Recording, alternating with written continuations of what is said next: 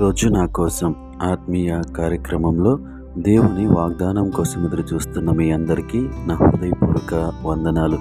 అందరూ బాగున్నారు కదా? ఉదయకాల సమయంలో కొద్ది నిమిషాలు దేవుని మాటలు వినవలసిందిగా మనవి చేస్తా ఉన్నాను. ఈ దిన వాగ్దానం కోసం చిన్న ప్రార్థన చేద్దాం. సర్వాధికారి, సర్వశక్తివంతుడా, గొప్ప దేవుడా, నీకు వందనాలు. ఈ ఉదయకాల సమయంలో నీ మాటలు ధ్యానించుచుండగా నీ పరిశుద్ధ గ్రంథంలోంచి మా అందరితో మాట్లాడమని యేసు నామములో అడుగుచున్నాను తండ్రి, ఆమేన్.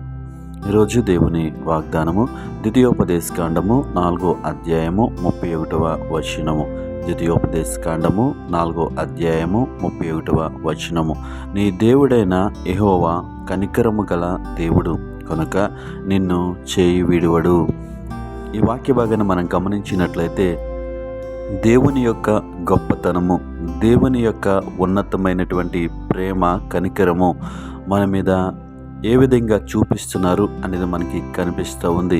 నీ దేవుడైన యెహోవా కనికరము గల దేవుడు.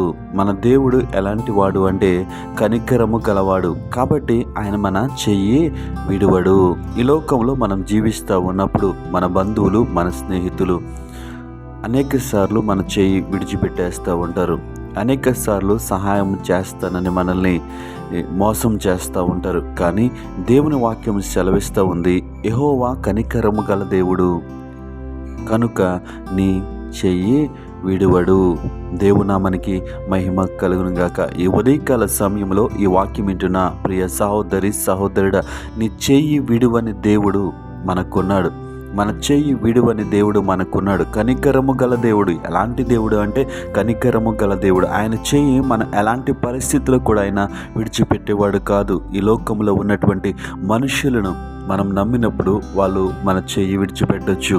కానీ కనికరము గల దేవుడు ఎలాంటి పరిస్థితులు గుండా మనం ప్రయాణం చేస్తున్న మన చెయ్యి ఎంత మాత్రము ఆయన విడిచిపెట్టేవాడు కాదు. ఈ ఉదయకాల సమయంలో అలాంటి కనికరము గల దేవుని మాటను మనం వింటూ ఉన్నాం. కాబట్టి ఈ మాటను బట్టి మనము విశ్వాసము తెచ్చుకుని, నిరీక్షణ తెచ్చుకుని, కనికరము గల దేవా నా చేయి పట్టుకో అని ఆయన అడిగినప్పుడు ఆయన పట్టుకుని నడిపించడానికి సిద్ధంగా ఉన్నాడు. ఈ ఉదయకాల సమయంలో దేవుని వాక్యము సెలవిస్తూ ఉంది, యెహోవా కనికరము గల దేవుడు కనుక నిన్ను చెయ్యి విడువడు. చెయ్యి విడిచిపెట్టే దేవుడు కాదు. ఎలాంటి పరిస్థితుల్లో అంటే ఎలాంటి పరిస్థితుల్లోనైనా సరే ఆయన మన చెయ్యి విడిచిపెట్టడు. శద్రక్, మేషక్, అబేద్నెగోలు ఎక్కడ ఉన్నారంటే అగ్నిగుండములో ఉన్నారు. అగ్నిగుండములో ఉన్నా సరే దేవుడు వారి చెయ్యిని విడిచి పెట్టలేదు. అక్కడ ఉన్నటువంటి రాజు, అక్కడ ఉన్నటువంటి వారందరూ కూడా ఆశ్చర్యానికి గురయ్యారు. మనము ముగ్గురిని ఈ అగ్నిగుండములు వేస్తాం, కానీ 4వ వాడు మనకి కనిపిస్తూ ఉన్నారు. ఎవరు ఈ 4వ వారు?